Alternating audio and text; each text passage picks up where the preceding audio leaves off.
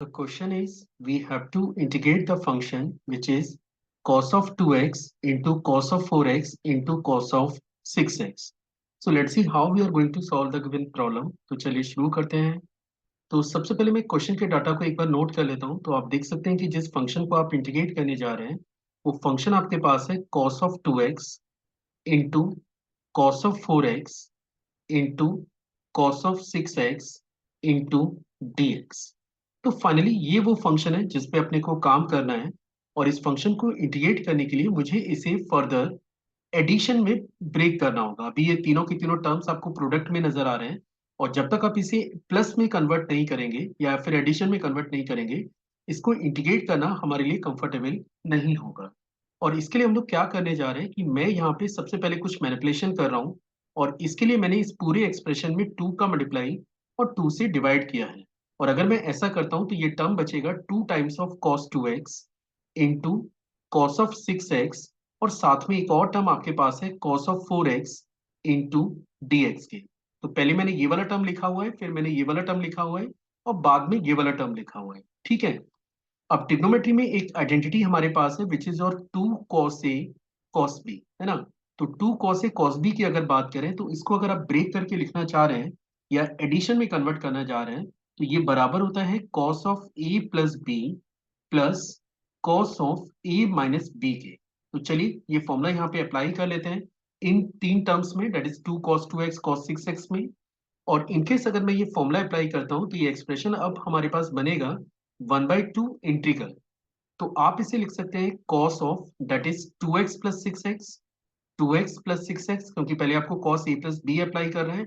फिर इसके बाद ये बनेगा cos of 2x minus 6x bracket of, और साथ में एक बाहर एक टर्म आपके पास cos ऑफ 4x भी मौजूद है।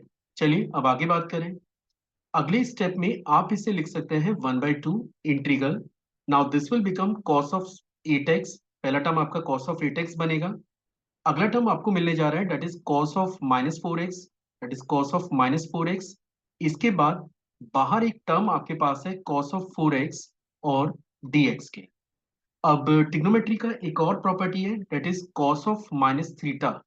cos of minus theta actually बराबर होता है cos ऑफ थीटा के, क्योंकि ये एक इवन फंक्शन है। तो ये जो आपको cos ऑफ माइनस 4x नजर आ रहा है, आप इसे डायरेक्टली cos ऑफ 4x से रिप्लेस कर सकते हैं। तो जैसे आप इसे cos ऑफ 4x से रिप्लेस करेंगे तो अब ये क्वेश्चन बन जाता है 1/2 cos of 8x, cos of 8x plus cos of 4x, और बाहर आपके पास फंक्शन है cos of 4x into dx। चलिए फिर से अंदर हम लोग इस पूरे टर्म को सेपरेट कर लेते हैं।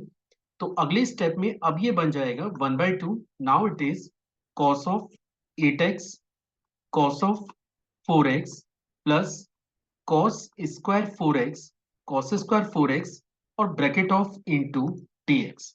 तो अभी भी देखिए ये टर्म पे तो मे बी हम लोग थोड़ा सा और मैनिपुलेशन करके इसको इंटीग्रेट कर लें, लेकिन यहाँ पे अभी भी ये दोनों फंक्शन प्रोडक्ट में मौजूद हैं। और फिर से मैं ये सेम प्रॉपर्टी यहाँ पे फिर से अप्लाई करने जा रहा हूँ which is 2 cos a cos b। ठीक है। तो 2 cos a cos b का अगर आप फॉर्मूला यहाँ पे फिर से अप्लाई करते हैं तो इसके लिए पहले आपको 2 का मल्टीप्लाई और 2 से डिवाइड फिर से करना होगा।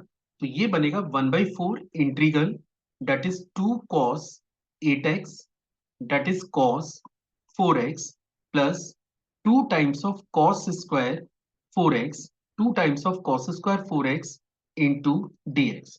अब अगले स्टेप में अगर मैं यहाँ पे फिर से फॉर्मूला अप्लाई करूं तो ये बन जाता है 1/4 ऑफ, तो आपको याद होगा 2 cos a cos b का फॉर्मूला हमारे पास था cos of a plus B plus cos of a minus B. तो cos of a plus B अगर मैं अप्लाई करता हूं तो पहला टर्म बनेगा cos 12x, अगला टर्म मेरे पास बनेगा cos ऑफ 4x, और यहाँ पे मैं अप्लाई करने जा रहा हूँ cos 2 थीटा का फॉर्मूला। मतलब cos ऑफ 2 थीटा हमारे पास होता है 2 times of cos square theta minus 1, means 2 cos square theta को अपन लिख सकते हैं 1 प्लस cos 2 थीटा, यानी कि ये बनेगा 1 plus that is 1 plus cos 2 theta, मतलब ये बन जाता है cos ऑफ 8x और ब्रैकेट ऑफ इंटू dx के। चलिए अब आगे सॉल्व कर लेते हैं। Now this will become 1/4 integral. पहला टर्म आपके पास है cos 12x, अगला टर्म हमारे पास बनेगा प्लस के cos 4x that is cos 4x plus 1 plus cos 8x और इंटू dx के।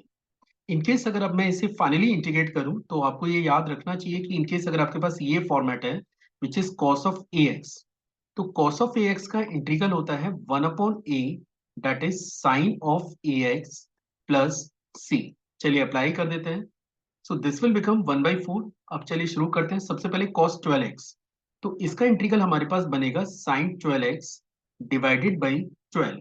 इसके बाद अगला टर्म हमारे पास बनेगा sin 4x divided by 4, then after it is x, उसके बाद it is sine of 8x by 8 bracket of plus constant, and finally this is the answer for the given problem.